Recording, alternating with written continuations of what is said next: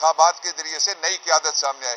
یہ جو سڑا گلا بوسیدہ نظام ہے جس کے نیچے دھاندلی ہوتی ہے ہمیشہ، یہ نظام چلانے کی کوشش کی گئی تو پاکستان اس کو اب برداشت نہیں کر سکتا. ڈاکٹر صاحب، ایک تاثر دیا جا رہا ہے کہ 5 تاریخ تک سائفر کیس کا فیصلہ آنے کا امکان ہے، تو اگر فیصلہ آ جاتا ہے، اس میں سزا ہو جاتی ہے، تو تحریک انصاف کا لائحہ عمل کیا ہوگا؟ مجھے یہ بتائیں، یہ تاثر کون دے رہا ہے؟ نجومی یا کوئی جج دے رہا ہے، یا کوئی وکیل دے رہا ہے، یا کوئی سرکاری وکیل دے رہا ہے، یہ کوئی اسٹیٹ کاؤنسل دے رہا ہے یا کوئی اور دے رہا ہے؟ یہ جو تاثر ہے، یہی تو ظلم کی سب سے بڑی نشانی ہے کہ پہلے سے لوگ پیشن گوئیاں کرنا شروع ہوئے ہیں کہ یہ فیصلہ آئے گا. ایسا نہیں ہونا چاہیے.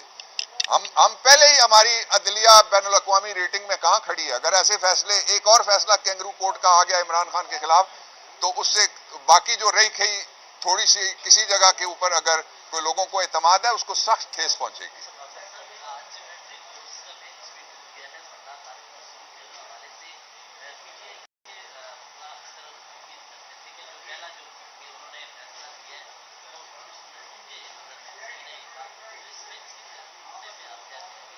دیکھیے، جو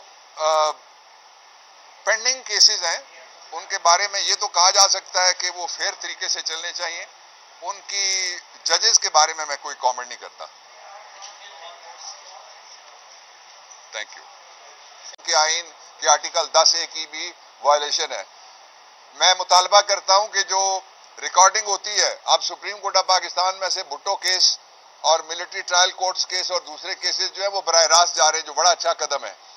میں مطالبہ کرتا ہوں عمران خان کا کیس، اس کی پچھلی ریکارڈنگ بھی پبلک کی جائے تاکہ لوگوں کو پتہ چل سکے کہ کیا ہو رہا ہے. میں یہ بات آپ کو حیران کن شاید لگے کہ عمران خان جب ایویڈنس ریکارڈ ہو رہی ہوتی ہے، شہادتیں لکھی جا رہی ہوتی ہیں، تھوڑی دیر کے لیے ان کو لایا جاتا ہے، پھر سیل میں بند کر دیا جاتا ہے اور ان کی غیر موجودگی میں ساری کارروائی ہو رہی ہے. پاکستان کے قانون کے اندر کسی کو وکیل کے حق سے محروم نہیں کیا جا سکتا. چوائس کا وکیل ہر ملزم کا حق ہے. آئین کے آرٹیکل 10 کو آپ اٹھا کے پڑھ لیجئے، اور یہ فنڈامنٹل رائٹ ہے، وہ وائلیٹ ہوا ہے. اور اس وقت وہاں پہ کوئی ٹرائل نہیں ہو رہا، مرڈر آف اے ٹرائل ہو رہا ہے، خون کیا جا رہا ہے انصاف کا. دوسری بات یہ ہے، جس شخص کے لیے یہ سارا کچھ ڈرامہ سٹیج کیا گیا تھا، جب وہ اسلام آباد ایئرپورٹ پہ اترا نواز شریف، تو اس کو سفید جھنڈی دکھائی گئی تھی. اب اس کو لال جھنڈی مل گئی ہے. وہ کوئی وزیر اعظم وغیرہ نہیں بن رہا، نہ وہ ملک سنبھال سکتا ہے. وہ اپنے کاروبار کے علاوہ کچھ بھی نہیں سنبھال سکتا. وہ اپنے خاندان کے علاوہ کسی کو بھی نہیں سنبھال سکتا. وہ اور اپنے مفادات کے علاوہ وہ کسی کے ساتھ بھی مخلص نہیں ہے. اور کوئی بند کمرے میں یا بند دیواروں کے اوپر یا بند پردے کے پیچھے کوئی فیصلہ قابل قبول نہیں ہوگا پاکستان کے لوگوں کے لیے. پاکستان کے لوگوں کو موقع دیا جائے. 5 سال میں ایک دفعہ موقع ملتا ہے، اور کوئی سرکاری ملازم، بیوروکریسی یا جو 5 گورنمنٹ سٹوجز بیٹھی ہوئی ہیں، یہ بیٹھ کے یہ کہیں کہ اس کو ووٹ ڈالو، اس کو نہ ووٹ ڈالو، اس طرح سے ووٹ ڈالو، اس طرح سے الیکشن لڑو. لوگوں کو آزادی دینی چاہیے.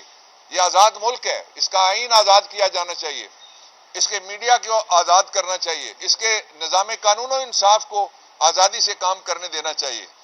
اس لیے جو اس وقت جتنی بھی کوشش ہو رہی ہے، وہ ایک کوشش ہے کہ 8 تاریخ سے پہلے عمران خان کے خلاف جس طرح سے پہلے ایک کینگرو کورٹ کے متعصب جج سے فیصلہ لیا گیا تھا، اسی کا ری پلے کرنے کی کوشش کی جا رہی ہے. بیسیکلی یہ ذوالفقار علی بھٹو کے ساتھ جو ہوا تھا بطور وزیر اعظم، کہ ایسے جرم میں سزا دی گئی جس کی کبھی 76 سال میں کسی دوسرے کو سزا نہیں ملی، نہ انڈیا میں، نہ پاکستان میں، نہ بنگلہ دیش میں، جہاں پہ IPC، BPC اور PPC پاکستان میں، پاکستان پینل کوڈ میں 109 میں کبھی کسی کو سزائے موت نہیں ہوئی.